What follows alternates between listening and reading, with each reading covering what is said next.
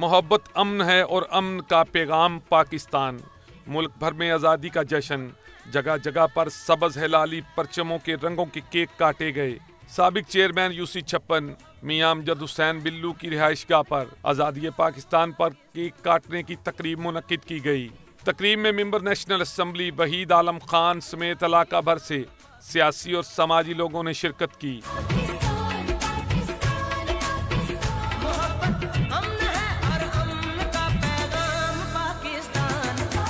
तकरीब में इस्तेहकाम पाकिस्तान के लिए दुआएं भी की गईं।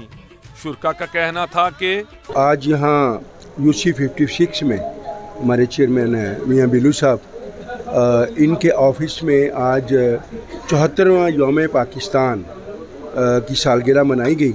उसी सिलसिले में सब दोस्त इकट्ठे थे कि केक काटा गया और कायद आज़म रहमतुल्लाह अलैह के लिए दुआएं और पाकिस्तान की खुशहाली और पूरे मुल्क की खुशहाली के लिए दुआएं की गई।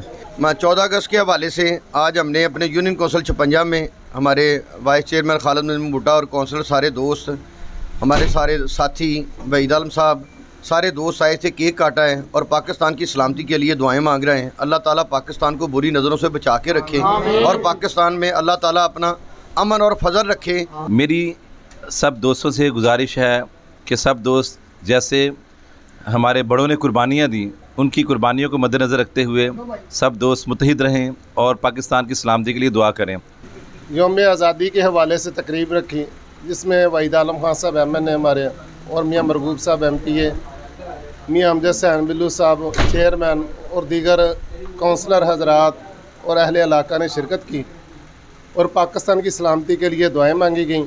हर तरफ सब्ज हलाली परचमों की बहार हमें बताती है कि हम आज़ाद हैं। कैमरा टीम के साथ मलिक मुश्ताक, 7 न्यूज़, लाहौर।